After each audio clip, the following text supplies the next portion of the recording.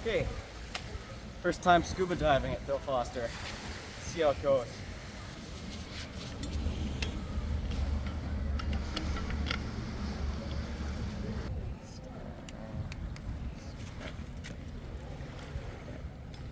That's good.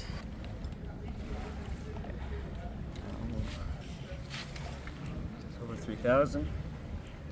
Good.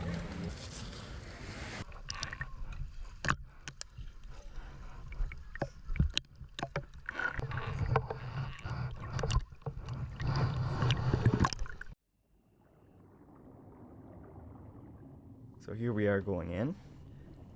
Visibility is pretty good. To conserve air, we just sort of snorkeled our way over to the East Bridge, which is where we would be concentrating our dive today.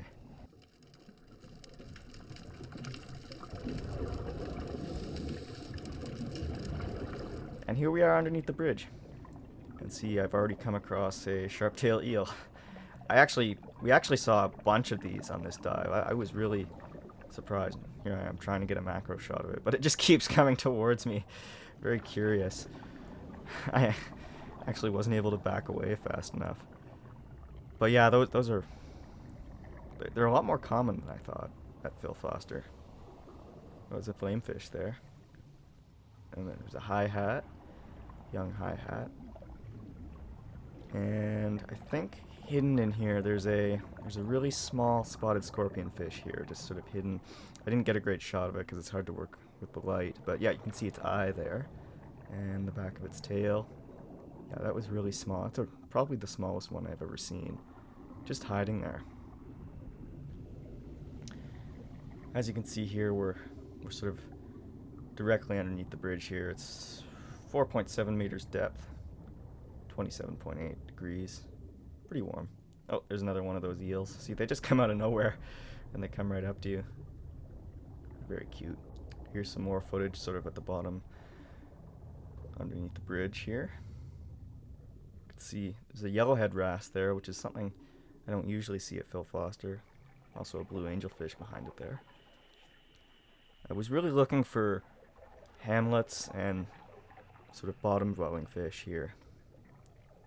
Like this purple mouth moray has a very small one. Here I found this nice live shell. It was it's called a thrush cowrie, actually. I'd never seen one before, but really, really beautiful, really shiny, and sort of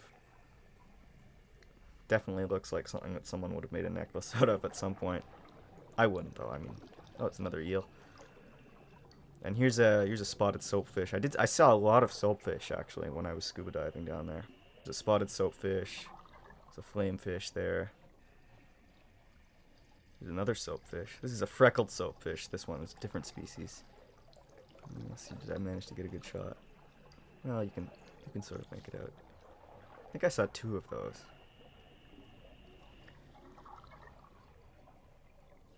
This is over by one of the boats. There's another freckled soapfish there. Again, not a great shot. But what I was really trying to get over here by the boat was this fish that you can see just kind of in the center here. Or yeah, off to the left there. It's a purple reef fish. Now that was a good find for Phil Foster. I have seen them there before, but they're pretty inconspicuous and hard to see. And they're actually usually more likely to be found in deep water. So that was nice. That was nice to find that. Oh, and this was really nice. This is a belted sandfish. This is the first one I'd ever seen, and I found this hiding just under a piece of rubble at the bottom there. It's an interesting species because it's actually more of a sort of northern fish, and you can also find it on the Gulf Coast a bit more commonly. There's a yellow line arrow crab. There's tons of those around, but they're really pretty. They're really elegant looking. Nice big southern stingray swam right by us. I think I also saw a manatee in the distance here. I don't think I caught it though on the camera. There's a sand perch. Usually a couple of those hanging around. That's a flame-streaked box crab next to it there. There's usually a couple of those around. I love the way they look. They sort of fold themselves up. And actually this is a different species of box crab here. I'm not sure what species this is, but box crabs are really cool. They sort of fold themselves up. And as you can see here, they sort of tuck themselves into kind of like a little box shape when they feel threatened. Don't worry, I let this guy go. I let them all go. I always let them go. But yeah, you can just see the way that the claws there kind of lock together, almost making a sort of impenetrable defense there. This is a pretty big-eyed flounder. Usually they're a little bit smaller at Phil Foster. So that was a little bit of a shorter session than a snorkel session usually would be, just because of the limitations of the air on the tanks. But I definitely really enjoyed it. I would say it's very much a different experience to snorkeling there. Even though it's the same place and you're going to the same areas, I would say it's still very different. I definitely would want to go scuba diving there again. I actually would really like to check out the West Bridge scuba diving, so stay tuned. I hope to maybe do a video on that in the future, but that'll have to be another visit. So thanks a lot, and I'll see you another time.